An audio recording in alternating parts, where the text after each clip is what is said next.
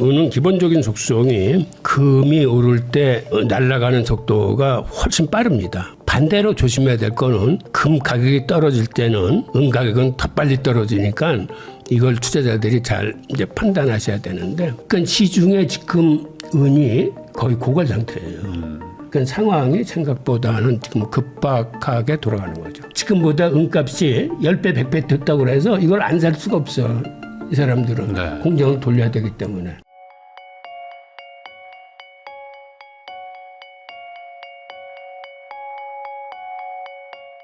안녕하세요. 부익남TV의 부익남입니다. 오늘은 홍익희 교수님 모시고 최근 코인 시장에 대해서 다양한 이야기 나눠보도록 하겠습니다. 교수님 안녕하세요. 예, 안녕하세요. 네, 요즘에 뭐 삼성전자 지금 막 15만 원 간다고 그러고 예. 지금 금, 은 다 지금 난리가 나 있는 상태인데 예. 이 딱 한 파트만 조용합니다. 비트코인만 조용해요. 맞습니다. 아주 한번 또 쭉 빠진 이후로 약간 힘을 못 쓰고 있는데 예. 도대체 이 비트코인 어떤 그 하락의 이유, 그리고 이제 투자자들이 되게 불안해하는데 예. 그 이유가 뭐라고 생각하십니까? 지금? 예, 기본적으로 미국의 단기 유동성이 굉장히 부족했습니다. 네.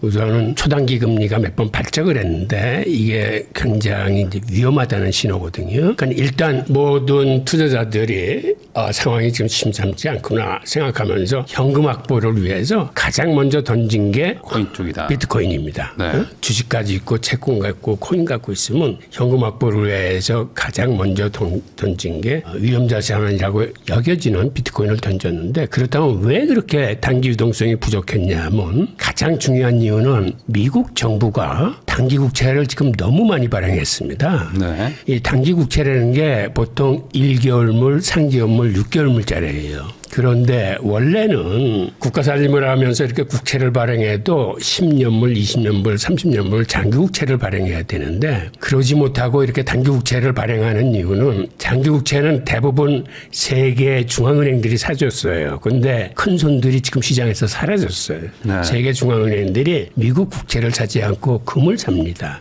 그러다 보니까 미국 정부도 장기 국채를 발행하지 못하고 단기 국채 위주로 발행을 하면서, 게다가 지난해에는 너무나 많은 단기 국채를 발행해야만 됐습니다. 그 왜 그러냐면 기본적으로 미국 예산 구조가 세입이 한 5조 달러 되고 세출이 한 7조 달러 됩니다. 그럼 모자라는 2조 달러는 신규 국채를 발행해서 메꿔야 되는 거예요. 거기다가 기존에 발행했던 만기가 돌아오는 국채가 한 9조 달러 됐어요. 그러니까 이 두 개가 합치니까 11조 달러 됐는데, 이거를 장기 국채를 발행을 못하고 대부분 단기 국채로 막다 보니까 엄청난 단기 국채가 발행되면서 시중에 있던 단기 자금들을 죄 빨아들인 거예요. 한마디로 그러다 보니까 RRP 잔고도 바닥이 났고, 이게 영래포 잔고인데, 그 통에 이 시장에서 오버나이트 금리 같은 게 서로 하룻밤 이렇게 꽂주는 이런 것도 자금이 모자라니까 팍팍 뛰면서 금리 발작이 일어나면서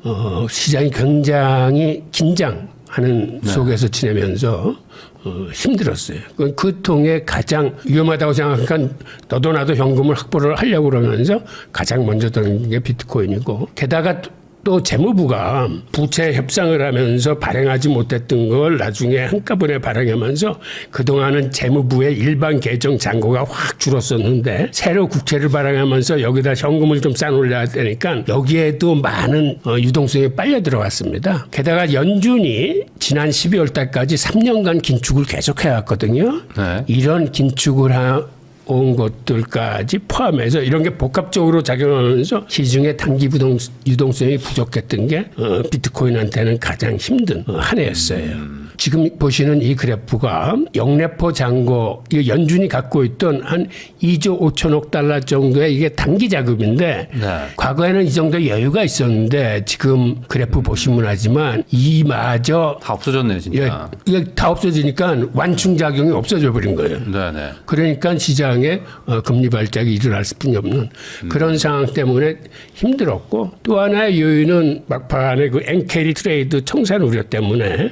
좀 긴장을 하면서 그때도 현금 확보를 위해서 투자 주체들이 비트코인을 판 그런 요소들이 지난해 비트코인을 굉장히 힘들었게 했던 가장 중요한 일입니다. 그러니까 아무래도 이제 뭐 금, 뭐 주식, 뭐 다양한 이렇게 자산 투자처가 있겠지만 그 중에서 그래도 가장 좀 단기 투기성 자금이라고 부를 수 있는 게 이제 비트코인에 맞아요. 가 있으니까 현금으로 바꾸려면 요거부터 바꾼다 이거죠. 맞습니다. 다른 거 좀 길게 가져가고. 주식도 있고 채권도 있고 금하고 은하고 비트코인이 있으면은 누구라도 네.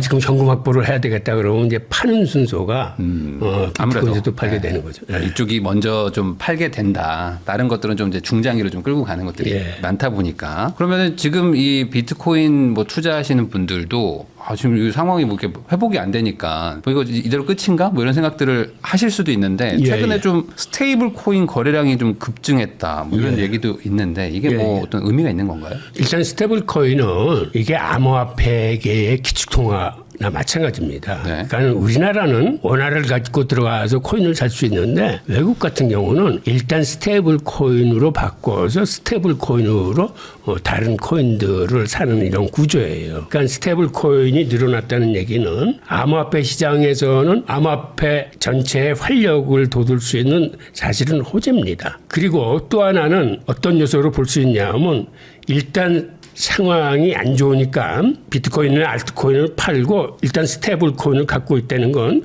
주식에서 대기 자금하고 똑같은 성격이에요. 그렇겠네요. 네, 그 대기 자금의 성격도 있는 거고 또 하나는 암호화폐 시장이 아니더라도 요새는 송금에 스테이블 코인이 많이 쓰입니다. 네. 그런 이유에서 스테이블 코인이 지금 지속적으로 늘어나고 있습니다. 네. 그러면은 그냥 쉽게 얘기해서 뭐 주식도 이렇게 예수금처럼 계속 놔두듯이 맞아요. 지금 그런 돈이 들어오고는 있다. 그 그렇죠, 말은 지금 유동성이 뭐 이렇게 말라가긴 하지만 이거 많이 빠졌으니까 조금 상황 봐서 들어가야지라는 돈들이 좀 있다는 거죠. 그렇죠. 맞습니다. 그렇게 이해하시면 돼요. 그러면은 지금 그 돈들이 들어가지는 못하는 이유는 아직은 들어가기 좀 너무 좀 섣부르다 이렇게 판단하는 거예요. 맞습니다. 왜냐면 또 그렇게 생각하는 또 이유들도 있을 것 같은 게 항상 이게 비트코인은 뭐 시즌이 있다 해서 이제 뭐 4년 주기설 이런 게 잘 맞아왔다 보니까 이번에 시즌 종료인 거 아닌가 해서 대기하고 있는 거라고 해석할 수도 있지 않습니까? 맞습니다. 이걸 어떻게 좀 봐야 될까요? 이거를 이제 시즌 종료라고까지는 볼 수 없고요. 네. 저는 이렇게 생각합니다. 지금은 방금 말씀드린 하여튼 국면 전환을 기다리는 쉬는 시간이다. 이렇게 말씀드리고 싶고 네. 지난해 어려운 통에 그 레버리지나 이런 것들은 상당 부분 다 어느 정도 정리가 됐습니다. 그리고 지금은 일단은 관망하는 시기예요. 그러니까는 스테이블 코인으로 갖고 있다는 얘기는 언제라도 들어갈 준비는 돼 있는데 지금이 들어갈 타이밍인지는 그 투자자들이 좀 망설이고 있다 이렇게 이해를 하시면 될 것 같아요. 그러면은 이게 결국에는 다시 한번 올라가야지만 시즌이 끝난 게 아닌 거잖아요. 그러면 반대로 이제 시즌이 끝나지 않고 그냥 기다리고 있다라고 말씀하시는 어떤 그래도 근거가 조금 더 있을 것 같긴 한데. 뭐. 우선 기본적으로 비트코인 투자하시는 분들은 잘 알겠지만 비트코인 17년 역사에서 항상 금이나 은보다는 수익률이 좋았어요. 근데 지난해에만 이게 예외였던 게 지난해에는 이렇게 힘을 쓰지 못했는데 앞으로는 괜찮을 겁니다. 그 괜찮다는 이유는 지난해에는 유동성 부족이라는 악재에 가장 많이 시달린 게 비트코인인데 이제 유동성이 서서히나마 풀리기 시작해가지고 올해는 나름대로 유동성 장세가 찾아올 겁니다. 그러니까 금리 인하가 그 어떤 시작이 될까요? 미국발 금리 인하? 금리 인하가 유동성 증폭에는 많이 도움이 되죠. 근데 금리 인하를 제외하고서도 다른 요인들이 좀 있어요. 그러면은 최근에 비트코인이 어쨌든 약간 한번 바닥을 찍고 반등하는 모습도 좀 보이고는 있는데 맞습니다.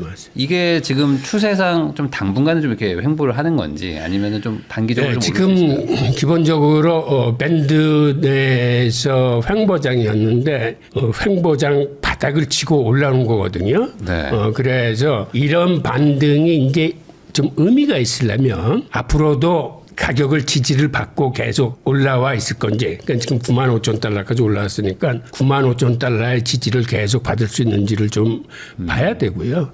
그 다음에는 지금 스테이블 코인 대기 자금도 많고, 그 다음에 올해는 서서히나마 유동성이 풀려갈 거기 때문에 지난해보다는 장은 좋을 겁니다. 비트코인 아까 말씀하신 뭐 17년 역사 얘기를 해주셨는데 보면은 거의 대부분 비트코인이 항상 1등이었거든요. 수익률이. 맞습니다. 뭐 한두 번 정도 이제 다른 거에 바뀌긴 했지만. 근데 그게 막 2년, 3년 연속으로 비트코인이 이렇게 밀리고 그랬던 적은 없었던 거여서 어찌 보면은 작년에 좀 안 좋았으니까 올해는 또 괜찮을 것 같다라는 또 막연한 기대감도 또 생기는 것 같기도 한데 올해가 약간 그런 시즌이 다시 한번 좀 상승하는 그런 모양새가 좀 보이실 거라고 보는 거죠, 지금. 예, 저는 그렇게 보고 그럼 있습니다. 이게 상하반기 뭐 굳이 이렇게 나눈다면은 한 상반기에도 올까요? 어떻게 보세요? 아니면 좀 하반기? 아니 상반기 괜찮고 가장 괜찮은 게 시중성이 많이 풀리는 게 2분기, 3분기예요. 그러니까는 상반기에는 좀 크게 임팩트를 받지 못하지만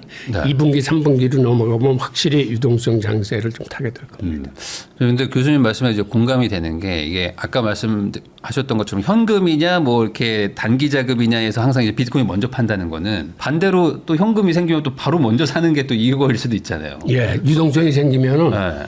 먼저 사죠. 또 잠깐 사서 또 이렇게 시세 차익을 노리려는 약간 예. 투기성 자금들도 많이 들어올 것 같기도 하고. 그러면 결국에 이제 돈이 많이 풀리는 게 비트코인의 가격 형성의 핵심이다. 이렇게 봐도 되는 맞습니다. 거예요. 맞습니다. 그런데 이게 지금 글로벌 통화량 같은 거 보면은 꽤 많이 늘었는데 예. 코인하고는 이제 가격이 이제 그 벌어지고 있더라고요. 그러니까 통화량 증가 대비 코인 가격이 횡보하면서 이제 간격이 벌어지고 있는데 이렇게 되는 이유는 어쨌든 지금은 다른 게 더 좋아 보여서인 건가요? 지금 어떤 시장의 평가가? 예, 그런 것도 있죠. 원래는 통화량이 늘어나면 항상 비트코인은 그 M2하고 동조화 현상을 벌리면서 통화량이 늘어나는 만큼 계속 올라왔는데 지난해가 예외예요. 지난해가 예외였던 거는 M2 공급량은 많은데 실제로 단기 유동성에서 달러는 많이 풀었는데 막상 투자할 달러는 부족해가지고 현금에 쇼트지가 나서 그거를 메우느라고 비트코인을 판 한 해라고 이해를 하시면 되고 이렇게 M2가 올랐는데도 예전과 같이 비트코인이 활발하지 못한 이유는 최근에 이제 단기 국채나 MMF 같은 데 집어넣으면 한 연 5% 수익을 안정적으로 얻을 수 있는 이런 게 있다 보니까 네.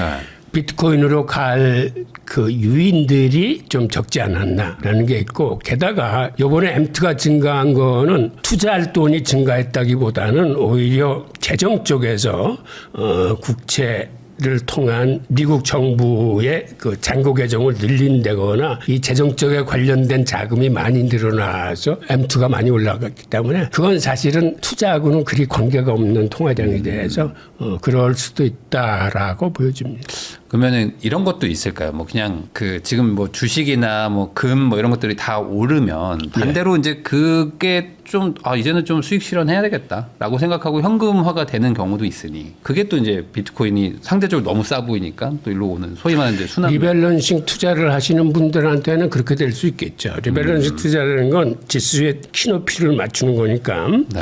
금이나 은은 원자재 지수라는 게 있어요. 네. 그래서 올 초에 닷새 동안 그 사람들이 지난해에 많이 오른 거를 할 수 없이 강제로 한 닷새 정도 팔았어요. 그래서 다른 지수하고 키높이를 맞추면서 그렇게 물량이 이렇게 매도돼서 흘러나오는 게 있어요. 개인 투자자 입장에서도 이쪽에서는 많이 봤으니까 오히려 이쪽을 좀 줄이고 그간 못 달랐던 이놈을 좀 사자라고 판단할 수도 있겠죠. 그러면은 올해 어떤 그 트리거가 되는 게 뭐 금리 인하 아까 말씀도 해주셨지만 뭔가 작년만 하더라도 좀 스테이블 코인 이제 좀 많이 쓸 것이다. 뭐 이렇게 좀 기대감이 있었는데 지금 약간 그게 좀 사라졌잖아요. 그게 다시 한번 좀 올 한해 스테이블 코인이라는 게 이슈가 될 거로 보십니까? 스테이블 코인, RWA 이런 거는 워낙 성장성이 좋기 때문에 네. 뭐 올해뿐만 아니라 앞으로 매년 다 이슈가 될 겁니다. 기본적으로 이 유동성이 그럼 언제쯤 그럼 풀리냐 하면은 지난해에 금리 발작 같은 걸 연준이 보면서 연준도 굉장히 긴장을 했어요. 네. 사실은 그런 발작이 심해지면 신용경색이나 금융위기도 올 수 있기 때문에 그래서 연준도 나름대로 준비를 하면서 연준이 가장 먼저 한 게 레포 시장을 상시 운영을 했습니다. 그러니까 언제라도 돈이 필요하면은 우리가 단기 자금 대주겠다라는 거고, 그 다음에는 양적 완화는 아니라고 거듭 강조하면서 단기 국채 매입을 시작했어요. 그러니까는 이런 단기 국채 때문에 유동성 부족이 일어나는 걸 보고 연준이 단기 국채를 매입을 해주는 거예요. 네. 이제는. 그러면서 이거는 시중의 유동성이 막히는 거를 뚫어주기 위해서 임시적인 거니까 이거를 양적 완화로 이해하지 말아달라는 네. 부탁을 하면서 이러는 건데 사실은 이게 양적 완화예요. 그렇죠. 당연히. 네. 돈 푼 거잖아요. 네. 그다음에 또 중요한 거는 재무부가 지난해는 국제 협상하고 맞물려 가지고 나중에 하반기 들어와서 확 그 현금을 땡기느라고 이랬는데 올해는 그로 인해서 이런 유동성 부족 사태가 일어난 걸 재무부도 잘 알기 때문에 그렇다고 재무부가 단기 국채를 발행하지 않는 건 아닌데 그들도 이제는 그 재무부 계좌를 어느 정도 채워놨고 그래서 작년만큼 그렇게 시급하게 한 번에 많이 발행하지 않고 그거를 골고루 이렇게 펼쳐놓을 겁니다. 그래서 재무부의 그 달러 흡수 속도나 이게 지난해하고는 좀 틀려질 거다라고 보고 있고 또 그렇게 하고 있는지를 우리가 좀 주목해서 관찰을 해야 돼요. 네. 그래야 이제 유동성이 어느 정도 풀리는지를 좀 볼 수 있고 또 하나 중요한 요소는 작년 6월 달에 연준이 대형 상업은행을 겨냥을 해서 보완적 레버리지 비율이라 불리우는 SLR의 규제를 완화해 준 게 있습니다. 네. 그런데 이걸 통해서 사실은 유동성이 많이 불어나도록 신용 창출이 많이 불어나도록 하는 계획인데 동시에 미국 국채의 매입을 더 늘리게 하는 그런 계획인데 이게 좀 시간이 걸려요. 완화해줬다고 금방 되는 게 아니라 법도 규정도 고쳐야 되고 또 관련 단체의 협의도 맞춰야 되고 그래서 보통 한 6개월 정도 걸리는데 이번에는 그게 조금 더 걸려요. 그래서 이게 아마 올 상반기 한 2월 달서부터 이게 본격적으로 좀 효과를 낼 것 같아요. 지금 이 그래프가 바로 일반 대형 상업은행을 대상으로 연준이 규제를 완화해 준 건데 이 본질적인 건 이겁니다. 과거에는 은행의 안전한 리스크 관리를 위해서 최소한도 은행 자산의 5%는 자기 자본을 가지고 있어라 라는 건데 3.5%만 갖고 있어야 된다라고 이제 완화를 해준 거예요. 이게 얼뜻 보기에는 1.5% 완화니까 이게 뭐 크게 효과가 있을까라고 그러지만 사실은 효과가 큰 겁니다. 이 그림을 봐서도 알지만 은행의 신용 창출 금액이나 혹은 국채 매입량이 이로 인해서 엄청나게 늘어나요. 자기 자본 5%였을 때는 자산의 크기가 100에 한정돼 있었는데 이걸 3.5%로 낮춰주면서 그렇다고 자기 자본이 줄어든 게 아니니까 3.5% 비율에 맞추면은 자산 크기가 40% 정도 늘어납니다. 그러니까 여유 자금을 더 빌려줄 수 있는 거죠. 예, 네. 40% 정도 신용창출, 즉 유동성을 공급할 수 있고 또 그 돈을 가지고 이제는 위험자산이라 불리우는 국채도 은행이 많이 살 수 있어요. 네. 사실은 연준이 두 가지를 다 겨냥한 건데 니네들이 국채 좀 사줘야 되겠다라는 거하고 시중에 유동성을 좀 뿌려라는 건데 이게 이제 원래 올 4월부터인가 제대로 발효가 되고 작동을 하는 건데 급한 은행들은 1월 1일에도 땡겨서 할 수 있다라고 숨통을 터줬기 때문에 여기서 좀 유동성이 발생할 겁니다. 저는 이거를 가장 크게 보고 있어요. 지금 몇 가지 요소 중에서 우선은 재무부가 올해는 어떻게 작년에 비해서는 유동성을 빨아들이는 속도가 이제 굉장히 적어질 겁니다. 여기에 하나 기대를 걸고 있고 두 번째가 지금 연준이 완화해준 상업은행들의 보완적 레버리지 비율 완화로 인해서 생기는 그 유동성 공급 그리고 연준이 급하게 만든 공개시장 조작 즉 레포 상시 운영이나 단기국채 매입이나 이런 걸 즉 연준도 지난해 상황을 보면서 이거 그대로 놔둬서는 안 되겠구나라고 해서 이런 조치들을 만든 게 돼서 올해는 작년보다는 훨씬 유동성이 괜찮을 겁니다. 그러니까 작년에는 이제 단기 국채가 너무 많이 발행되면서 그게 이제 비트코인의 갈돈이 이제 빨려 들어갔다면 올해는 어쨌든 은행들이 이제 자기 자본 비율 낮춰주니까 한 국채 더 많이 살 수 있으니까 거꾸로 이제 올해는 돈이 들어오는 개념으로 봐야 되겠네요. 비트코인 그렇죠. 쪽으로는 이게 반대로 작동하는 거니까 그러면 올해 나쁘지 않다 이렇게 얘기해 주신 것 같습니다. 홍익희 교수님하고 이야기 나누고 있는데요. 이번에 그 트럼프 행정부가 베네수엘라를 공습을 했는데 이게 이제 단순한 마약 문제가 아니라 통화 전쟁이다. 뭐 이렇게 얘기를 또 하신 게 있습니다. 이게 어떤 의미인지 이게 통화 전쟁으로 가는 건가요? 아니 이거는 어떤 의미냐면 베네수엘라는 여태까지 석유를 중국한테 팔면서 네. 위안화로 팔았어요. 네. 네. 게다가 미국의 경제 제재를 피하고자 하는 외국 기업들한테는 암호화폐로 팔았어요. 즉 암호화폐로 팔면은 중간에 은행을 거치지 않기 때문에 네. 미국의 레이더에 걸리지 않습니다.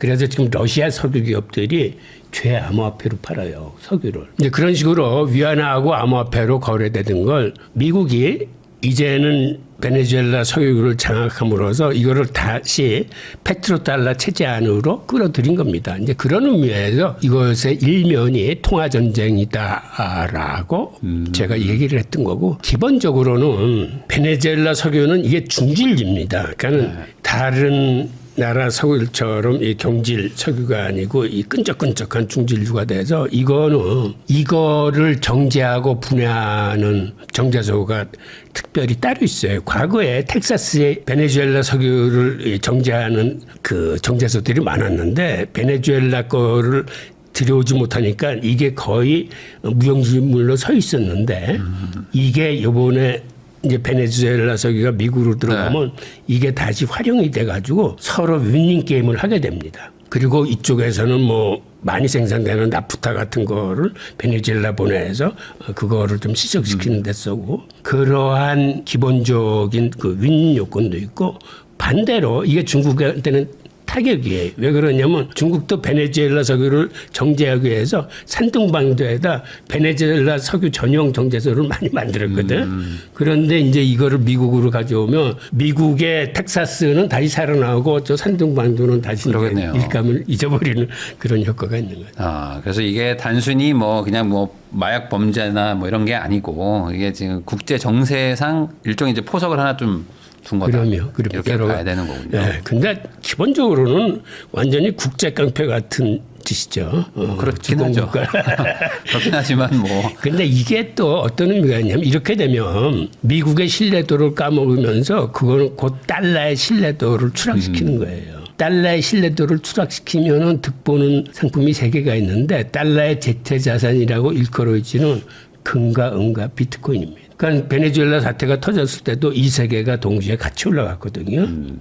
그러한 요소들이 좀 있죠. 그러니까 결국에 이제 달러를 쓴다는 거는 언제든지 이게 뭐 그 가치를 유지해 줄 거라는 그런 믿음 때문에 이걸 쓰는 건데 예. 어찌 보면 이제 이런 식으로 이제 뭐 수틀리면 그냥 가서 내가 이제 처리해 버리겠다 하면은 이제 불안한 거죠. 뭐 어떻게 될지 모르니까. 지금 뭐 그린란드도 뺏어오겠다고 하고 가는 미국이 사실은 여태까지 긴 세월 동안 공산주의도 막아주고 세계 경찰로서 많은 일도 하고 특히 우리나라에는 그 6.25 전쟁 때 와서 그 젊은 군인들이 몇만 명씩이나 죽어가면서 이제 방어를 해서 참 고마운 나라이긴 한데 요새 하는 거 보면 그동안 쌓았던 신뢰를 하루아침에 다 까먹는 것 같은 그런 느낌이 들어요. 네.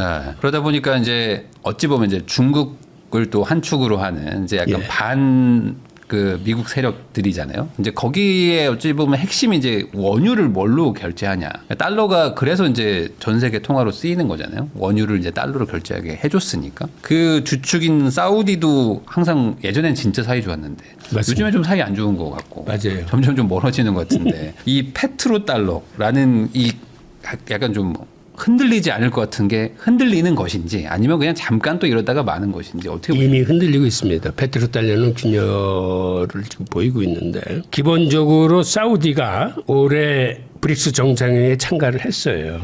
브릭스에 가입해 놓고도 미국의 눈치를 보면서 사실은 한 이태 정도 참가를 안 했는데 올해는 외무장관을 보내서 정상회의에 참석을 했고 그다음에 중국한테는 중국이 지금 세계 최대의 석유 수입국인데 산유국들이 위안화를 받고 팝니다. 그걸 바깥으로 공개하지 않아서 그렇지. 그래서 JP모건 보고서 같은 데에서도 이미 석유 시장의 20% 이상은 달러 이외의 통화로 거래되고 있다라고 얘기를 했는데 그 중에 대부분이 그게 다 위안화로 거래되는 거예요. 게다가 2024년 6월 달에 무슨 일이 있었냐면 그로부터 50년 전인 1974년 6월 달에 키신저 미국 외무장관이 파이잘 국왕을 찾아가서 비밀 협상을 하면서 윽박지릅니다. 뭐라고 하냐면 우리가 당신 나라하고 당신의 안위를 책임져 주겠다. 대신 달러로만 팔아라. 라고 하는 겉의 명칭은 50년 만기 양국 간 군사경제협정이라는 게 있어요. 네. 그걸 체결했어요. 이게 일명 페트로달러 협정이에요. 근데 50년이 도래해서 미국이 그거를 연장하자고 그랬을 때 사우디가 거절했어요. 그래서 이제 사우디는 그 협정에 매이지 않아도 되는 그런 입장이 됐고, 그리고 중국 자체가 그 산유국들한테 강하게 우리한테 팔려면은 위안화 받아가. 그래서 사실상 중국한테 파는 건 죄 위안화를 받아가요. 그러면은 여기서 좀 궁금한 게 그 위안화를 받아가지고 예. 어디다 쓸 수 있어야지 여기도 이제 의미가 있는 거 아닙니까? 뭐 그래서 그거를 뭐 금을 사는데 뭐 해준다든지 뭐 코인을 사는데 해준다든지 뭔가 그 교환 매개체가 또 있어야 되는 거 아닌가? 뭐 중국에서 수입할 때 쓰면 되긴 하겠지만 지금 시중에서는 위안화가 없어서 난리예요. 위안화는 기본적으로 브릭스 국가들은 탈달러를 위해서 회원국 간의 무역이 원칙입니다. 네. 그런데 그 회원국 간의 통화로서 가장 많이 안정성을 갖고 쓰이는 게 위안화예요. 그런데 위안화가 해외 시장에 없어. 그 이유는 달러는 미국이 무역 적자국이기 때문에 자연스럽게 적자를 보면서 다 해외로 나가요. 그런데 중국은 무역 흑자국이에요. 날이 갈수록 흑자가 커져서 설사 바깥에 나가 있던 위안화도 중국한테 최소 그렇죠. 들어가. 그러니까 자기들이 위안화로 무역을 하고 싶어도 위안화가 없는 거예요. 시중에. 네. 그러다 보니까 브릭스 정상회의에서 어떤 얘기가 나왔냐면 야 우리가 각자 자국의 통화를 쓸 때 무역할 때만은 우리가 무역 통화를 만들어서 이걸로 무역을 하자라고 하면서 러시아가 브릭스 유닛이라는 무역 통화를 제안을 했어요. 브릭스 유닛은 기본적으로 금이 40%, 그다음에 브릭스 플러스 통화 바스켓이 60%인 금 기반 실물화폐입니다. 근데 그 당시에 인도가 반대를 했어요. 인도는 사실은 브릭스와 미국과 양다리를 거치는 이런 관계였었는데, 근데 지난해에 관세 정쟁을 하면서 인도하고 미국하고 척졌기 때문에 또 인도의 태도가 어떻게 나올지 몰라. 네. 그것도 좀 봐야 돼요. 예. 그렇군요. 그럼 아까 말씀하셨던 그 금 기반의 이제 통화를 하나 만든다고 하면은 그게 당연히 금이 있어야지 그걸 할 수 있는 거 아닙니까? 그래서 지금 중앙은행들이 막 금을 모으고 그래서 금값이 막 폭주한다 뭐 이런 얘기랑 이게 상관관계 있는 건가요? 예, 이게 관계가 있는데 우선 지금 세계의 중앙은행들이 어떻게 해서 금을 그렇게 모으게 됐는지 네. 사례를 한번 보겠습니다. 지금 이 그래프가 2008년도 글로벌 금융위기를 기점으로 해서 그때를 변곡점으로 해서 중앙은행들이 갖고 있는 금의 양을 가리키는 그래프인데 사실은 금융위기 이전까지만 해도 그들이 갖고 있는 금을 계속 내다 팔았어요. 그런데 금융위기를 딱 당하면서 보니까 저거 미국 국채적 문제 있는 거 아니야라는 생각이 들면서 이때서부터 세계의 중앙은행들의 태도가 바뀌어서 금을 모으기 시작합니다. 그래서 계속 지금 그래프가 올라가는 모습을 보실 수 있을 거예요. 그리고 2022년경 돼가지고 이때는 오히려 금이 줄어드는 양상을 보이는데 이때 무슨 일이 터지냐면 우크라이나 전쟁이 일어나면서 미국이 러시아의 국채를 압류해버려요. 그 통에 중앙은행들이 다시 한번 놀라서 평소에 그들이 매입하던 양의 한 3배 이상을 그들이 매년 이렇게 사모으기 시작합니다. 그러니까 그 이전에도 계속 금을 사긴 했는데 이때서부터 본격적으로 중앙은행이 많은 금을 사기 시작해서 결국 어떠한 형태까지 이르렀냐면 이 그래프는 과거 세계 중앙은행들이 갖고 있던 외환보유고 중에 75%가 금이었어요. 저 노란색 선이 금인데 이게 지금과 같은 그 글로벌 금융위기와 러시아 외환보유고 압류 사태를 거치면서 금을 매입하는 그 매입량이나 속도가 굉장히 늘어나면서 지난해에 드디어 역전 현상을 보였습니다. 네. 즉 미국 국채나 유럽 국채보다도 금 보유량이 더 많아졌어. 국채 보유량은 한 23% 되는데 금 보유량이 지금 24%로 올라왔고 그 이후에도 가파르게 금 보유량은 치솟고 있습니다. 이런 식으로 세계 중앙은행들이 이제는 미국 국채 대신에 이렇게 이제 금을 사모으면서 금 가격이 지금 정상화되고 있는 그런 시기로 진입했습니다. 그러면은 그 금의 어쨌든 용도가 이제 뭐 불변하면서 어쨌든 전 세계 글로벌적으로 인정받는 뭐 사실상 인류의 유일한 통화의 어떤 개념이니까 저거를 이제 중앙은행들이 모으는 거잖아요. 예. 저거는 뭐 미국도 건드릴 수가 없는 거니까 뭐 전쟁 안 하면 그 자리를 사실 비트코인이 대체할 것이다라고 생각하고들 많이들 지금 투자를 하고 있는 거 아닙니까? 그 화폐의 역사라는 거는 사실 이제 신뢰를 기반으로 이제 이루어지는데 지금의 신뢰는 그러면은 금으로 가고 있는 건가요? 이거 미국에 대한 신뢰가 다시 금으로? 그러니까 미국을 믿었기 때문에 미국 국채를 샀었던 건데. 그렇죠. 원래 금은 사봤자 이제 안 푼 안 푼 건데도 불구하고 미국채를 사가지고 해외 은행에 예치하는 이유는 그거는 그래도 매년 꼬박꼬박 수익을 갖다 주니까 대부분은 미국채 위주인데 그럼에도 불구하고 특히 선진국들이 금을 외환보유고에 엄청 갖고 있어요. 그 이유는 우리는 수익이 안 붙어도 좋지만 비상시에 안전한 자산으로 방어를 하겠다라는 개념이 더 큰 겁니다. 네. 어찌 보면 이자를 포기한 거잖아요. 맞습니다. 미국 국채 이자를 포기하더라도 더 그 큰 리스크를 방어하겠다. 맞습니다. 그 말은 거꾸로 얘기하면 미국이 자초한 거일 수도 있잖아요. 맞아요. 러시아 국채를. 그게 미국이 자초한 거예요. 그게 미국이 그 계속 헛발질을 해대면서 스스로의 신뢰를 무너뜨릴 뿐만 아니라 탈달러를 부추기는 행위입니다. 그러니까 쉽게 얘기하면 이런 거예요. 2012년에 이란을 스위프트 시스템에서 차단을 했어. 네. 그래서 이란 경제가 박살이 났는데 그보다 더 놀라운 일은 그거를 딱 본 중국이나 러시아나 인도가 깜짝 놀란 거야. 아, 우리도 언젠가 미국하고 척지면은 저 이란 꼴이 나는구나. 라고 해서 그때서부터 이 세 나라는 자국 화폐 국제 결제망을 만듭니다. 그래서 3년 후인 2015년도에 중국은 위안화 결제 시스템인 칩스라고 만들어요. 그리고 칩스를 스위프트에 연동시켜가지고 칩스를 가지고 무역 거래하고 자본 거래를 하면서 지금은 칩스의 거래량이 위안화 거래가 달러 거래보다 훨씬 더 많아졌어요. 마찬가지로 러시아나 인도도 자국 통화의 국제 결제 시스템을 만들었어요. 이런 것도 스위프트를 건드리지 않았으면 세상에 태어나지 않았을 텐데 이란이나 북한이나 이거를 계속하면서 최근에는 러시아까지 하면서 그 통해 이러한 달러에서 벗어나는 이러한 국제결제 시스템이 많이 만들어졌을 뿐만 아니라 지금 세계 중앙은행이 미국 국채 대신에 금을 모으는 것도 사실은 이제 같은 맥락에서 볼 수 있는 거죠. 그럼 결국에 이제 달러 패권이 좀 계속 약해지는 거는 뭐 기정사실이라면 예.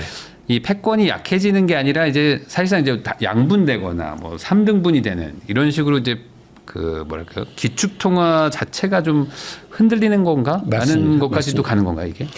특히 CBDC가 이제 본격화되면은 CBDC는 서로 간의 지역이나 경제 공동체별 표준화를 통해서 이 나름의 지역 기축통화를 만들어갈 거예요.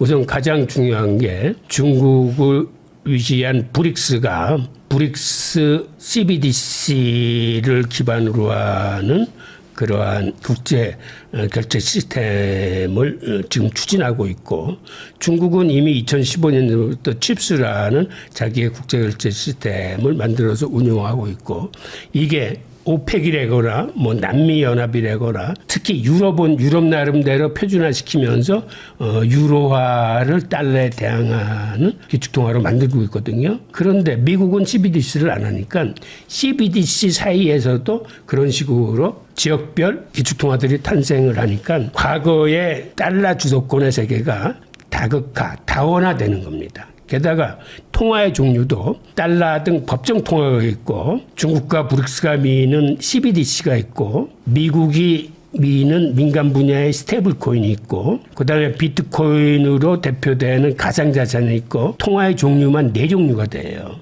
그러니까 한마디로 통화의 춘추전국 시대가 오는 겁니다.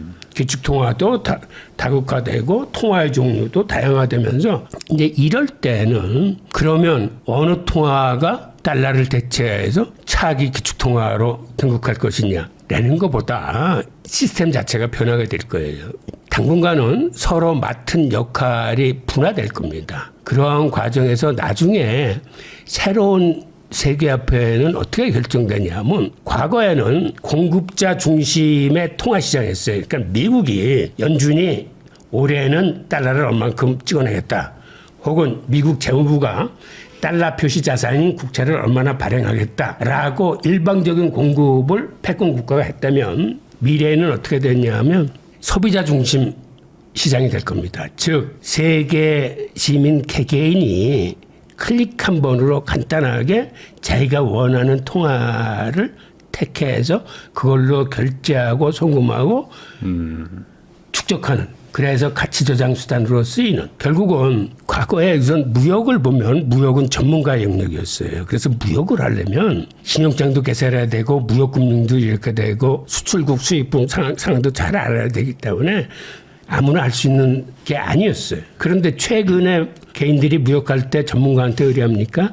클릭 한 번으로 다 이제는 해외 직구를 하는 세상이 됐어요. 네, 되죠.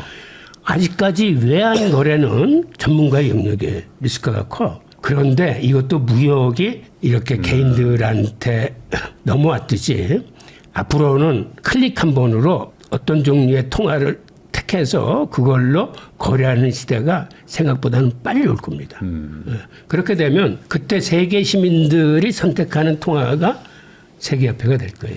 그게 우선은 지금 금인가요? 지금 그래서 지금 이렇게 막 선택을 당하고 있는 건가요? 아니면 이거는 왜냐면 아니, 중앙은행이 이렇게 생각할 수 있어요. 가치 저장 수단이 가장 탁월한 거. 그게 금이나 은이나 이제 비트코인 중에서 나오겠지만은 네. 기능상으로는 비트코인이 제일 좋긴 한데. 저는 개인적으로 그렇게 생각을 합니다. 아무래도 이제 비트코인은 기능은 더 뛰어나지만 이제 신뢰의 문제인 거잖아요. 그러니까 어떤 사용을 했다는 역사나 이런 것들이 부족하기 때문에. 그러니까 반대로 그렇게 이제 시간이 지나면은 이제 사람들이 인정하기 시작하면 이제 다른 가치를 보여줄 거니까. 그렇습니다. 다시 그렇게 따져 보면은 지금은 조금 위축돼 있지만 비트코인이 좋을 것이다. 이렇게 또 정리할 수 있을 것 같습니다. 홍익희 교수님하고 이야기 나누고 있는데요. 그 좀 전에 중앙은행들이 이제 금을 모으고 있고 그게 이제 국채를 안 사는 대신에 그 돈으로 금을 모으는 거라면은 사실상 가장 큰 손이잖아요. 글로벌 제일 큰 손들이 지금 금을 모으고 있는데 이 흐름을 개인들이 그냥 같이 따라가면 되는 거 아닌가라는 생각도 좀 들기도 하고 이 금 시장 요즘 이렇게 난리나 있는데 이걸 어떻게 해석을 해야 되는지. 금이 난리 난 이유는 과거에는 금값이 오른다는 건 달러의 불신을 의미한다라고 그래서 온수당 한 2,000달러만 되면은 미국 정부가 선물 시장에 개입해서 어떻게든지 금값을 때려 눌렀습니다. 그러니까는 시장의 수요와 공급에 의해서 가격이 결정되는 게 아니고 인위적인 개입에 의해서 억눌린 가격이 그동안의 가격이었는데 이제 이게 본물이 터지기 시작했어요. 무슨 얘기냐면 중앙은행만 금을 사들이는 게 아니고 브릭스 국가들이 엄청나게 금을 지금 수입하고 있습니다. 지금 이 화면에 보이는 그래프가 뭐를 의미하냐면 글로벌 금융위기 이후 10년간 브릭스 4개국이 수입한 금의 양이 29,000톤이에요. 29,000톤이 이제 어느 정도 큰 물량인지 감이 안 왔을 텐데 이거를 쉽게 설명하면 최근 들어와서 이게 금 생산량이 채굴 기술의 발전으로 엄청나게 늘어나고 있는데 2022년에 총 생산량이 3,100톤입니다. 네. 3,100톤을 10년이라고 해도 31,000톤이야. 그런데 그중에 29,000톤을 브릭스가 수입했다는 건 생산량의 거의 대부분을 지금 브릭스가 수입을 하고 있어요.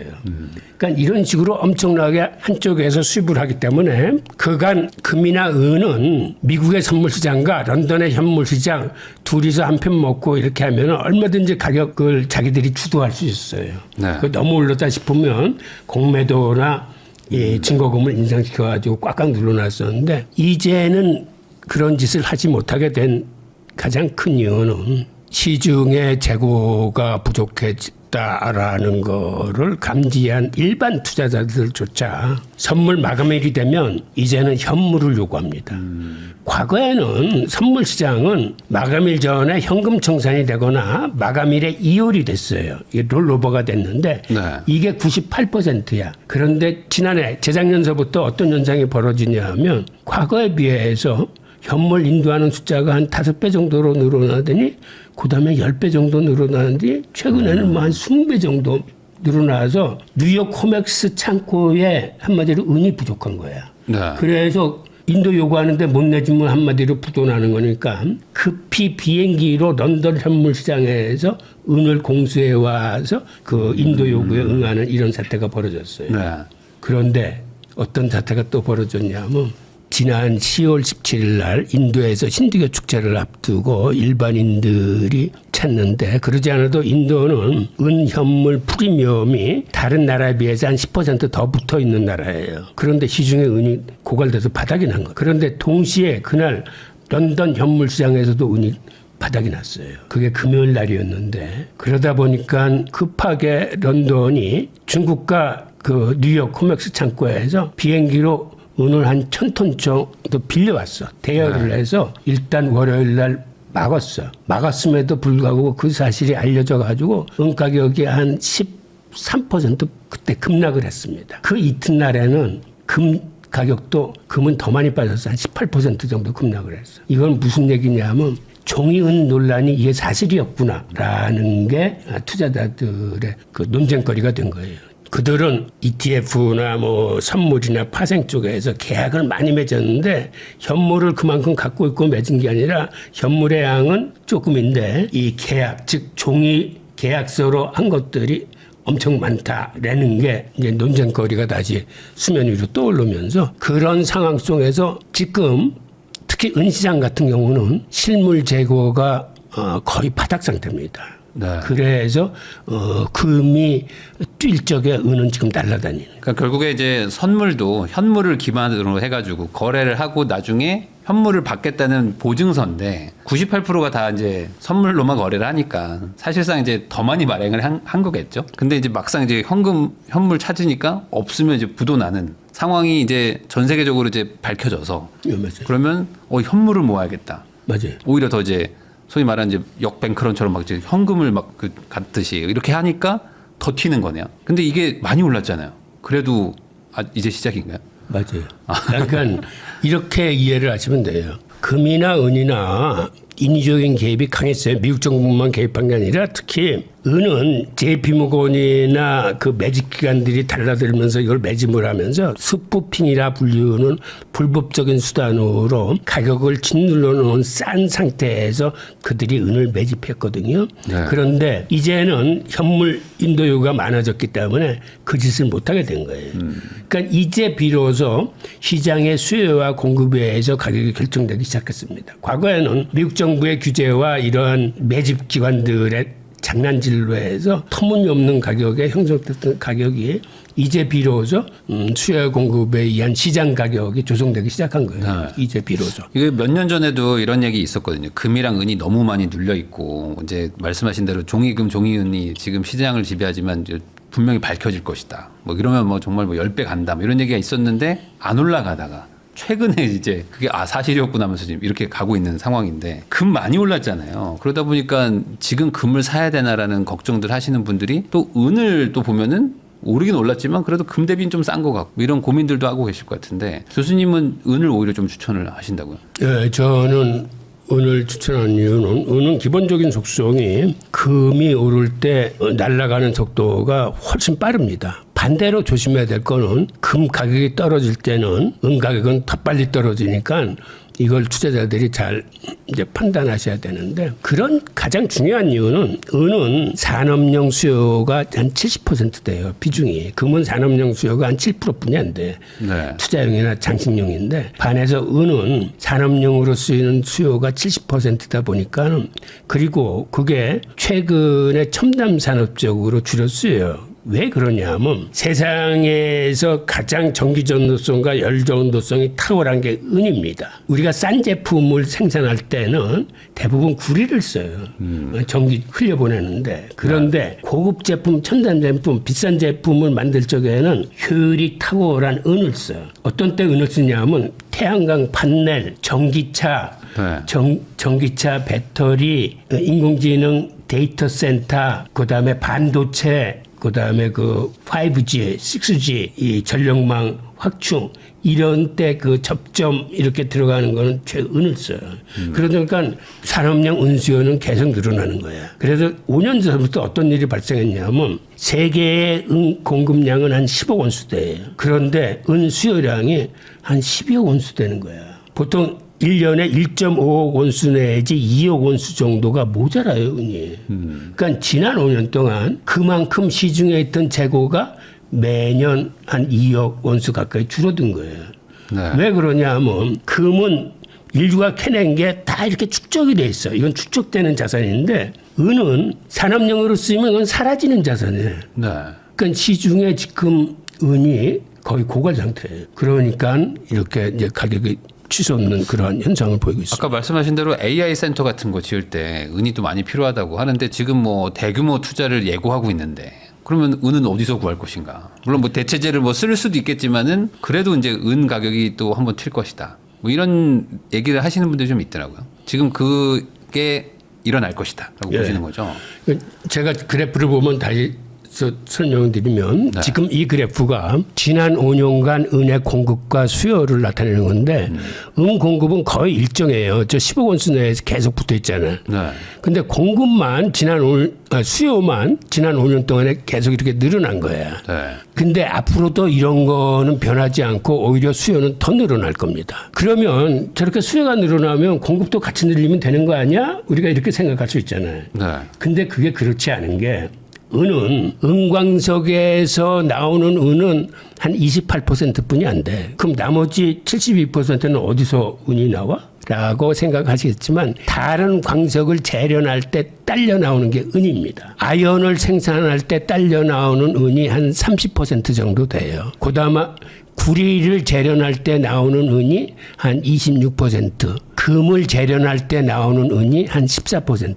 즉 이렇게 부산물로 생산되는 게 거의 4분의 3이다 보니까 수요가 는다고 해서 공급이 그렇게 늘어나질 않아. 은을 캐려면 반대로 구리를 캐야 되니까. 맞아요. 구리 수요가 없으면 못 캐는 거네요. 이게. 맞아요. 아연, 구리나 아연이나 금에서 은이 나오는 거기 때문에. 은광산이 아니라 구리광산에서 은이 나오는 거네요. 맞습니다. 특히 아연광산에서 제일 많이 나와. 네. 생산량의 한 30% 이상은 아연광산에서 캐고 싶어도 캘 수가 없다. 그래서 공급이 이게 잘 늘지 않아. 게다가 금은 워낙 비싸니까 쓴 전자제품 같은 데에서 재활용으로 이렇게 회수를 하는데 은은 아직까지 그럴 만한 경제성은 못 가지고 있어요.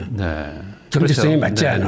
그래서 금을 회수할 적에 딸려 나오는 은 정도를 회수하는 거지 은을 목적으로 따로 이걸 회수를 못 해요. 그러다 보니까 지금 이게 은 공급 전망인데 지금 이 그래프를 보시면 알겠지만 올해서부터 오히려 계속 은의 공급량은 지금 줄어드는 걸로 전망이 되고 있어요. 저 까만 막대 그래프가 점점 공급을 지금 줄여가고 있습니다. 그러니까 이런 식으로 수요는 계속해서 늘어나는데 공급은 주는. 그리고 은의 그 산업용 수요가 2024년 같은 경우에 사상 최대로 한 6.8억 온수 정도 됐는데 지금 이제 7억 온수를 넘었을 겁니다. 기본적으로 은의 생산량이 한 8억 온수 되는데 이제 그것의 대부분은 이렇게 산업용 수요로 쓰면서 사라지는 겁니다. 그리고 재활용하는 비중이 한 17% 정도 돼. 10억 온수가 공급이 된다 그러면 한 12억 온수 정도 수요가 있고 이 수요조차도 앞으로 계속 늘어나요. 지금 이게 수요가 늘어나는 이 추세거든요. 지금 그래프를 보시면 알겠지만 수요가 계속 늘어왔는데 이게 앞으로는 심지어는 더 빠른 속도로 늘어날 겁니다. 수요는. 게다가 내년에 상용할 거라고 지금 예상되는 전고체 배터리라고 있어요. 지금 전기차 같은 데는 한 대에 은이 어느 정도 들어가냐면 소형차는 한 20g 들어가고 대형차는 한 55g 정도 들어가. 그런데 전고체 배터리에는 어느 정도 많이 들어가냐면 셀 하나에 한 5g 정도가 필요해서 차 한 대 구리려면은 1kg의 은이 필요해요. 1kg요? 네. 어휴. 그래서 전고체가 나오면 이게 게임 체인저가 될 거예요. 그러니까 전고체 업체에서도 은이 이렇게 비싸지는데 1kg를 할 수 있어? 라고 해서 은을 줄이는 기술 개발에 지금 총력 질주를 하고 있어요. 그런데 그러한 기술 개발로 줄이는 것보다는 근본적으로 사용하는 대수가 늘어나기 때문에 하여튼 은 수요는 많이 늘어날 겁니다. 전고체 배터리로 가면 사실 지금 전기차의 어떤 그 단점들이 대부분 해소가 된다. 충전도 빠르고 뭐 맞아요. 거리도 길고. 그러니까 가긴 가겠죠. 금액의 차이겠지만 이래저래 은이 많이 쓰일 것이다. 그러면은 미리 좀 선제적으로 사는 것도 나쁘지는 않다. 그리고 은수의 특징이 지금 이 제품들을 보시면 알겠지만 이게 비가역적이에요. 무슨 얘기냐면 경기가 침체가 온다고 그래서 은의 수요가 줄어드는 요소가 없어요. 이 전기차도 그렇고 태양광 판넬도 그렇고 반도체도 그렇고 데이터 센터도 그렇고 그리고 또 하나의 특징은 들어가 보면 대부분 사라지는 거예요. 이 산업에 쓰이면 보통 판넬 같은 데는 은분이라고 그래서 페이스트로 들어가거든요. 그러니까 이게 회수가 잘 안 돼. 생각보다. 그다음에 비용이 또 생각외로 들겠죠. 하여튼 그래서 지금 날아가는 이유는 이제 비로소 시장에 의해서 수요와 공급이 결정되면서 게다가 시중에 재고가 부족하기 때문에 엄청나게 올라가고 있는데 지금 어떤 상황이 벌어지고 있냐면 서구하고 중국하고 지금 은 시세가 엄청나게 벌어지고 있어요. 지금 우리가 받는 거는 그 뉴욕 코맥스 가격인데 그래서 지금 온스당 지금 한 92불 정도 하는데 중국은 한 104불 정도 해. 근데 원래는 이게 아비트리지라고 그래서 이렇게 가격차가 나면은 서로 그렇죠. 이렇게 메꿔줘요. 네. 그런데 지금은 메꾸지 못하고 가격차가 점점 벌어지는 이유는 한마디로 은이 없다는 얘기예요, 시장에. 그러니까 상황이 생각보다는 지금 급박하게 돌아가는 거죠. 그런데 예를 들어서 삼성전자 반도체 공장이 수십조짜리인데 여기에 은은 꼭 필요한데 이 사람들이 지금보다 은값이 10배, 100배 됐다고 해서 이걸 안 살 수가 없어. 이 사람들은 네. 공장을 돌려야 되기 때문에 은은 비가역적인데다가 가격 탄력적이지 않아요. 산업용 수요는 써야 되니까.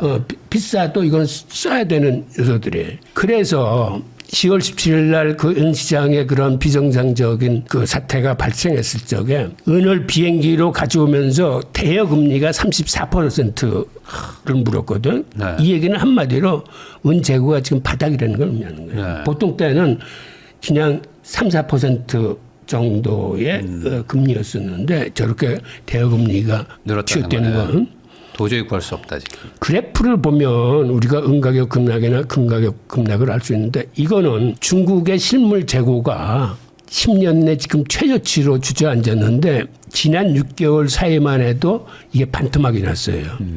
실제로 중국이 세계 은의 70%를 정연화하는 세계 최대의 은 유통 국가이자 산업용 소비 국가이자 그쪽에서 정제를 해서 해외 수출을 해줘야 세계의 숨통이 트이는 건데 올해서부터 은을 수출 허가제로 묶었어요. 중국이. 한마디로 옛날처럼 그렇게 쉽게 은을 수출하지 않겠다라는 의도입니다. 그래서 수출을 국영기업만 하고 과거의 실적이 있는 44개 업체로 묶고 일일이 건건히 허가를 하겠어요. 기본적으로 자기들도 은이 없기 때문에 앞으로 중국은 은의 해외 봉쇄를 할 가능성이 큽니다. 지금 저런 식으로 재고가 없으면은 자기들도 태양광 만들고 전기차 만들고 해야 되는데 지금 은이 이렇게 부족한 상태. 지금 은 가격 추이를 보면 지금 은이 이렇게 날아가고 있는데 요 10월 달에 올라가다 한번 이렇게 푹 꺾여서 내려온 적이 있죠. 저게 바로 그 재고가 부족했을 때 나타나는 현상이에요. 이게 은 가격이고 이게 지금 상하이 시세입니다. 지금 이 코맥스 시세는 이게 어저께 건데 온스당 92달러에 와 있는데 상하이 시세는 이게 101달러를 넘어섰어요. 100달러를 넘어섰어요. 지금 위에 청색선이 상하이 시세고 밑에 회색선이 코맥스 시세예요. 네. 뉴욕 시세인데 지금 그래프 보면 아시겠지만 차이가 많이 나네. 상하이 시세를 근거로 코맥스의 선물 시세가 쫓아가는 모습을 보여요. 그러니까 한마디로 오히려 상하이 시세를 알면은 내일의 그 코맥스 시세를 유추하기가 쉬운 거죠. 네. 지금 저렇게 차이가 많이 나니까 아마 코맥스 시세도 이거를 쫓아가야 될 거기 때문에 다른 금속에 비해서 이러한 그 일종의 투자 지표가 있어요. 그리고 은가격 프리미엄이 지금 이 그래프를 보시면 지난해까지만 해도 들쑥날쑥했지만 그렇게 폭등세는 아니었는데 올해 들어와서 지금 프리미엄이 위로 날아가고 있습니다. 그거는 처음에는 서구 시장보다 한 5달러, 9달러, 지금 이제 13달러 가까이 치고 올라가면서 저렇게 급격하게 벌어지고 있다는 거는 실물 지금 쇼티지가 나는 거예요. 특히 중국에서 지금 응구하기도 쉽지 않으니까 저렇게 됐다. 앞으로 이게 구조적 문제이기 때문에 더더욱 심해지지 뭐 완화되기는 어려우니 한번 은 투자도 생각해 볼 필요는 있다. 근데 은이 제일 문제인 게 이게 무게 대비 가격이 뭐 상대적으로 좀 싸다 보니까 은투자 하시려면은 김치 그 통에다가 막 쟁여놓고 막 하시는. 그래서 은투자를 할 땐 물론 실물 위주로 하시는 게 바람직한데 실물로만 할 수는 없고 70% 정도는 실물하고 30% 정도는 사실은 종이은으로 할 수뿐이 없어요. ETF나 실버뱅킹이나 이런 걸로 해서 이거는 기동성 있게 빨리빨리 대응이 되는데 실물은 그렇죠. 좋긴 한데 이거는 기동성이 없어요. 그러니까는 이렇게 시황이 빨리빨리 변할 적에는 이쪽에서 빨리빨리 대응을 하고 그리고 나중에 천천히 이제 실물 쪽으로 옮기는 방법을 생각하셔야 될 거예요. 관심 가져보시는 것도 좋을 것 같습니다. 그리고 얘기가 나온 김에 JP 모간이 그간 어떻게 시장을 갖고 놀았는지를 잠깐 보겠는데요. 스푸핑이라는 방법이 있어요. 스푸핑이라는 건 이런 거예요. 이 사람들이 초단타 매매를 하는데 초단타라는 건 1000분의 1초 내에 막 매매를 하는 겁니다. 일단 호가창에다 대량으로 살 것처럼 이렇게 매수를 딱 올려놔. 그러면 대량으로 팔아야 될 세력들이 그 가격에 물건을 사자고 들어오면은 1000분의 1초 내에 그거를 싹 걷어들여요. 그러면 여기서 주문한 것들이 그 밑으로 가서 체결이 되면서 가격이 확 떨어집니다. 이런 식으로 가격을 확 낮춰버리는 거예요. 이런 거는 사실은 불법적인 건데 결국은 이게 미 법무부나 CFTC에 걸려가지고 3차례나 기소를 당했어요. 검찰로. 그리고 지난 2020년에는 9억 2천만 달러의 벌금을 내고 거기에 가담한 사람들은 형사 유죄 판정을 받았습니다. 그러니까 이런 식으로 자그마치 공소장에는 8년 동안 시세 조작을 했다는데 그보다 더 했어요. 은 가격이 그렇게 사상 최저치를 갖고 있었던 건 이 사람들이 장난하기 때문인데 그들이 얼마나 싼 가격에 은을 모아들였냐 하면 채굴 원가보다 한 1, 2달러 정도 살짝 위 가격에 은을 그동안 굉장히 매집을 했어요. 그냥 원가에 산 거네요. 네, 그냥 그러니까 얼마나 은 가격을 억눌렀겠어요. 이제 비로소 이것도 정상화되는 거예요. 네. 시장의 수요와 공급에 의해서 가격이 결정되는 시기로 이제 들어온 겁니다. 홍익기 교수님하고 이야기 나누고 있습니다. 결국에 이게 뭐 인위적이든 구조적이든 저평가된 것은 이제 시간의 차이지 결국에는 회복하고 그래서 이제 시장에 제대로 된 평가를 받게 된다가 어찌 보면 이제 투자의 기본인 것인데 이게 이제 뭐 한 3년 걸리는 경우도 있고 뭐 1년 걸리는 경우도 있고 뭐 다 시차가 있지 않습니까? 그러다 보니까 이제 올해 또 이제 새해니까 올해 이제 남은 여윳돈을 어디다 투자해야지라고 마음을 먹는 분들은 그나마 그래도 좀 시차가 없는 사자마자 좀 오르면 좋겠는데 이런 마음이 있잖아요. 개인적으로 교수님은 올해 뭐 이렇게 투자 자산의 배분 어떻게 하는 게 좋다고 좀 보십니까? 저는 사실은 그 암호화폐 관련된 책을 쓰고 하기 때문에 우선 암호화폐부터 먼저 말씀드리면 암호화폐도 가격 투자의 개념으로 샀다 팔았다 하시면 안 되고 최소한도 비트코인, 이더리움, XRP만큼은 적립식 가치 투자의 개념으로 그거를 지수 추종 즉 도미넌스 비중으로 사는 겁니다. 비트코인 57%, 이더리움 12%, XRP 5%. 즉 이런 식으로 계속 담는데 게다가 지난해서부터 이렇게 금과 은 가격이 이렇게 치솟으면서 이거를 별도로 투자를 해가지고 그 어려운 암호화폐 시장을 견뎌내는 그런 요소로 제가 많이 추천을 드렸는데 이런 것들을 감안해서 기존의 방식을 저는 그대로 이제 유지할 생각이지만 지금 질문 주신 것에 대해서 비중을 그럼 어떻게 가져갔으면 좋겠느냐라고 물어보시면 저는 이거를 초기 투자자들 처음에 이제 시작하시는 분들한테는 이건 완전히 개인적인 주관적인 입장입니다만은 네. 금과 은과 비트코인 달러를 20대, 50대, 20대, 10 정도로 나눠놨으면 좋겠어요. 즉 금과 은이 한 70% 되고 비트코인과 달러가 한 30% 되는데 금과 은은 이렇게 상승 시기에는 은의 비중을 높게 잡아서 전체 100이라는 투자금이 있으면은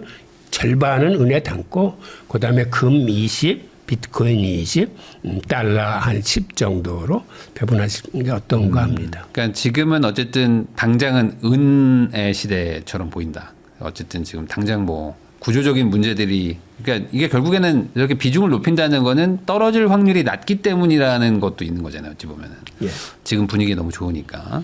새로 시작하시는 분들 기준으로 금 20, 은 50, 그다음에 이제 비트코인, 달러 20, 10 이렇게 해가지고 구성을 짠다라고 이제 말씀을 해주셨어요. 달러를 가지고는 있어야겠죠, 그래도. 예, 달러. 맞아요. 네. 지금 우리 또 원화가 너무 힘이 환율이 또 그렇기 때문에. 근데 저희 나머지 세 개는 어차피 다 달러 기반의 자산이라고 볼 수도 있는 거잖아요. 달러의 대체 자산이에요. 그러니까 사실 저거를 가지고 있음으로써 이미 뭐 원화 자산에서 약간 좀 한 발짝 벗어나는 것도 있긴 있는 거니까. 예. 그냥 뭐 한번 뭐 말 나온 김에 여쭤보는 건데 환율 다시 또 지금 연초에 다시 올라가는데 이게 지금 쉽지 않아 어떻게 보십니까? 좀 이렇게 다시 이렇게 환율은 1,400원, 지금 1,300원 엄청나게 한국은행이 개입해서 달러를 풀어가지고 방어하는데 제가 보기에는 그렇게 쉽게 방어내지 못할 겁니다. 왜 그러냐면 우리나라 통화 공급량이 너무 많아. 지난 한 30년을 돌아다보면 M2 증가율이 미국보다 우리가 한 5배 정도 많아요.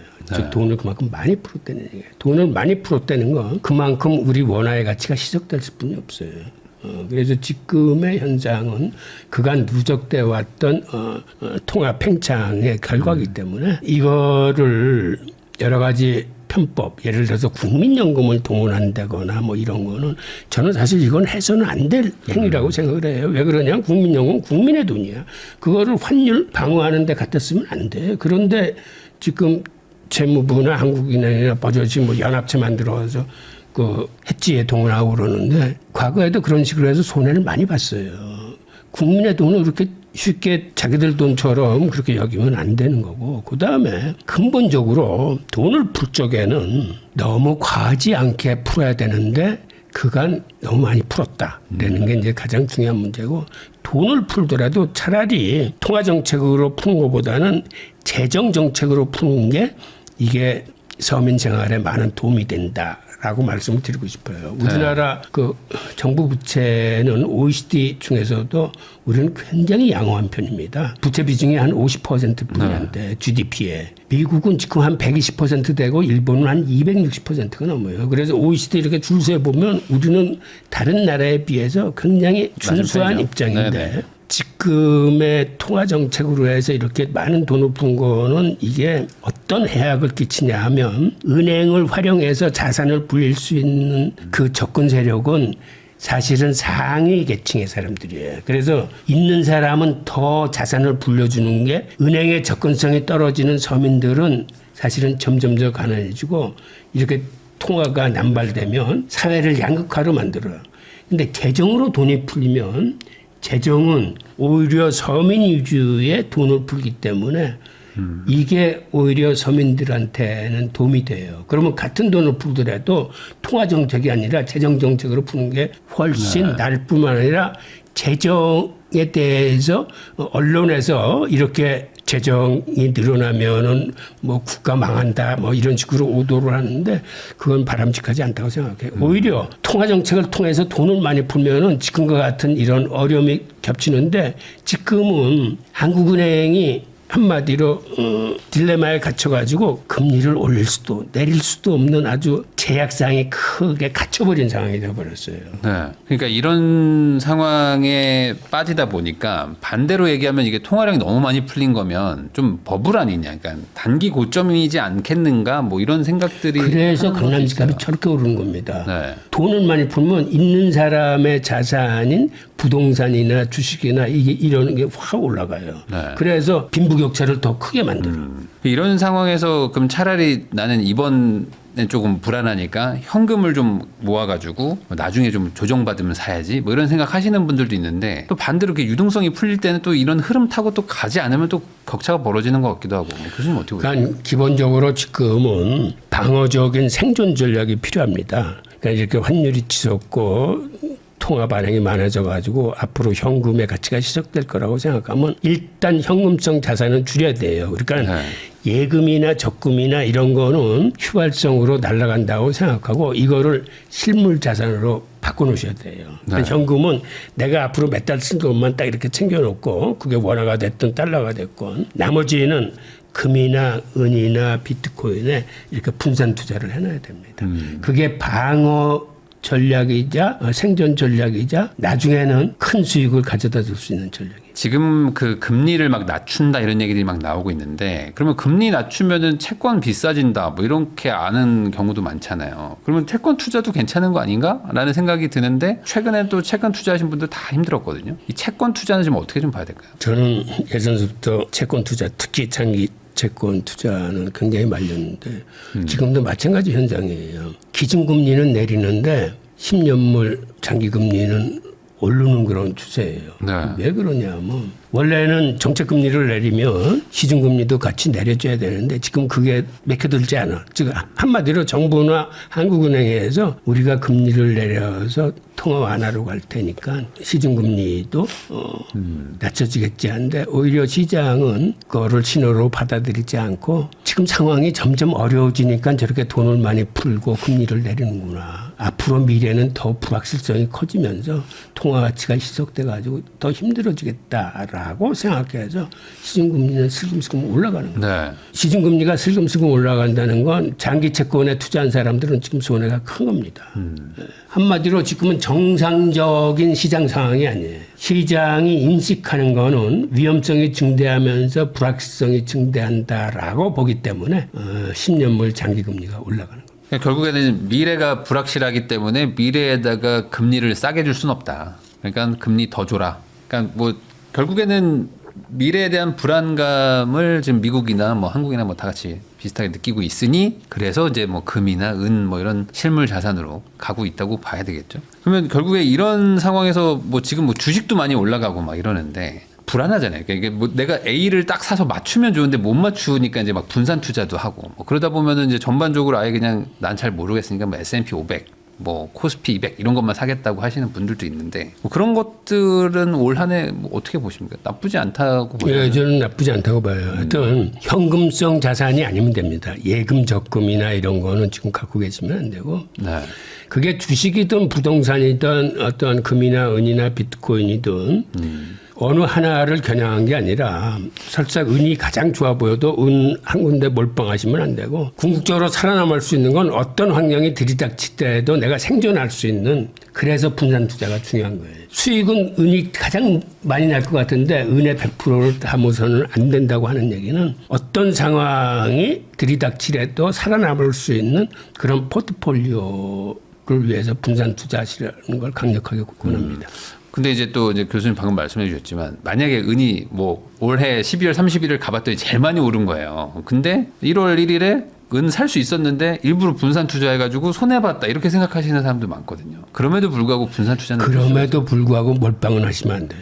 비중을 은을 많이 가져갈 수 있어. 네. 내 재산의 한 50%는 50%면 상당히 많은 거죠. 네. 50%면. 그리고 나머지를 적절하게 분산하는 방법이었지. 집 팔아서 은을 죄사? 이거는 아무리 설사 돈을 많이 번다고 그래도 그거 잘하는 짓이 않아요. 몰빵은 언젠가는 크게 당해요. 그렇게 해서 돈 벌면 더 문제더라고요. 그렇게 벌면 다음번에도 또 몰빵하시더라고요. 맞아요. 계속 한 두 번째는 성공하고 세 번째 망하시는 게 항상 그 몰빵 투자인 것 같기도 하고. 분산을 해서 비중 조절을 좀 해라. 그러면 올 한 해는 어쨌든 은혜해라고 보시는 거네요. 네, 저는 그렇게 봅니다. 은이 좀 좋을 것 같고, 예. 그 다음에 이제 금이랑 비트코인도 뭐 나쁘진 않을 것 같고, 금 지금 근데 금이 은 대비 어쨌든 지금 많이 올라가 있는 상태긴 한데 금도 올해는 좀 올라가겠죠, 그래도. 네, 금도 기본적인 수요가 브릭스나 세계 중앙은행들이 저렇게 사들이고 있으니까 네. 수요는 큰 거예요. 그래서 금도 계속해서 치고 올라갈 겁니다. 일부 기관이나 전문가들의 예상치가 이제 은도 곧 5,000불을 넘고 6,000불 도달할 수 있다라고 예상하는 전문가들. 아, 금도 이제는 그렇죠. 이제 2,000달러 넘어간 게 이제 엊그제 같은데 벌써 이제 뭐 4,000, 5,000 가니까. 그러니까 저는 그래서 이거를 이제 정상화됐다. 정상화 단계로 진입했다. 과거에는 억눌린 시세였고 네. 이제 용수철이 탁 튀어오는 거예요. 억눌러 놨던 게. 그러니까 용수철이 튀어올라서 시장에 의해서 수요와 공급에 의해서 가격이 이제 결정되기 시작한 겁니다. 과거에 뭐 금 한 번씩 그렇게 좀 대란이 나면 막 7배, 10배도 올랐던 시절이 있기 때문에 뭐 지금 올랐다고 해서 이게 뭐 끝이다라고 말하기도 어려운. 그러니까 결국에는 이제 이 돌아가는 상황과 구조를 좀 이해하고 그게 계속 작동한다면은 살 수 있다. 이렇게 판단이 되겠죠. 지금 이제 들어가서 이제 차트나 그래프를 보시면 알겠지만 금은 예를 들어서 선물 시장 들어가서 밑에 차트를 보면 금은 매수 추천, 매도 추천, 중립 네. 이게 지금 의견들이 헷갈려요. 그러니까 이만큼 올랐으니까 차익 실현 매물이 나올 때가 됐다라고 그래서 이제 조심스럽고 이러다가 빠질 수 있다고 봐요. 전문가들도. 금은 빠질 수 있다. 그런데 은에 들어가면 계속해서 적극 매수야 다. 적극 매수. 그러니까 그것들도 여러분들이 투자하실 때 그러한 그 사이트 찾아 들어와서 그 사람들이 지표 만들어서 추천하는 걸 한번 잘 보세요. 지금 금과 은이 서로 틀려요. 은이 오히려 AI 관련 그 주라고 생각하는 사람들도 많더라고요. 결국에는 네. 전기가 부족해서 AI를 못 돌리듯이 은이 부족하면 또 AI가 안 돼요. 지금 재밌는 현상은 금보다 더 많이 오르는 게 은보다 더 많이 오르는 게 금강 주식이야. 네. 지난해 은값이 한 160% 올랐는데 금강 주식은 한 170% 이상 올랐어요. 네. 마찬가지로 은강 주식도 있어요. 그러니까 주식하시는 분들은 일종의 그것도 레버리지처럼. 그거 한번 참고해 보세요.